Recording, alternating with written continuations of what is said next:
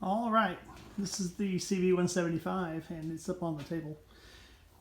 We still have a frozen motor. Don't know what's going on, but we'll figure it out. Got the exhaust off of it. Got the valve cover off of it. Got the carburetors off of it. Just sitting here now. I'm using the technique that I've seen online of trying to break the engine free using a jerking motion with the rear wheel.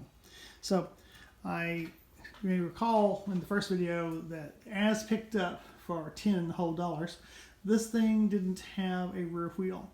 Well, I ordered a chain and a used rear wheel off of it from somebody else.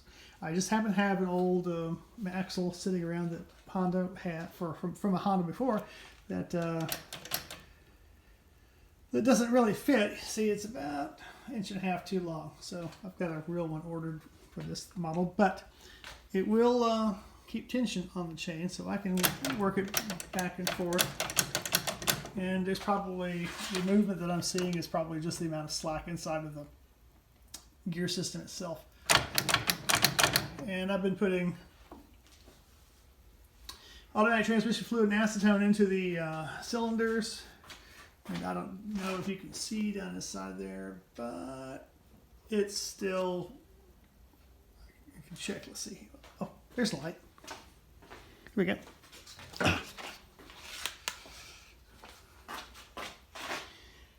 And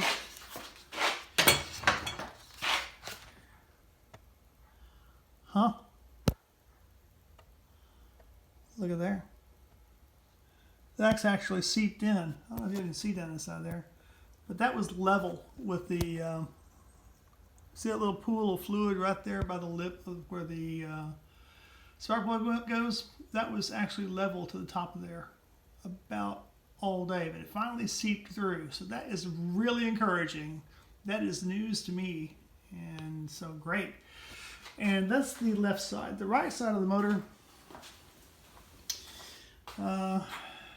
you can just barely see inside there. Yeah, it looks pretty grody. That's the top of the piston, and you can see it's a little rusty down in there. So it's got all kinds of things growing in it. So that's how it goes. What's next on this is to pull the engine out of the frame, because the guys at Honda back in '71, you can't take the top end off the motor because there's not enough clearance to get the top end while it's still inside the frame. So I discovered that after pulling the valve cover, and I didn't really notice it in the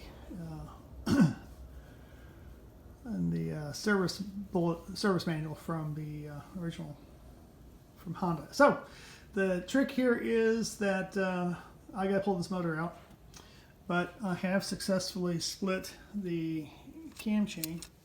I used a little cam chain or a little chain breaker device. One of these little jobs. I think the pin is still inside of it. You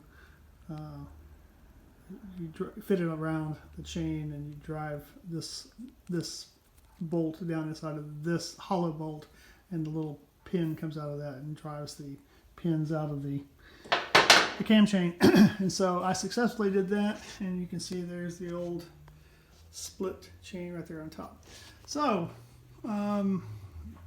this head will lift straight off of these bolts, or these studs that are sticking up out of the engine. So these are actually the head bolts to the entire engine. They're not just decoratives, because I did a CB360 recently, and you bolt the head down onto the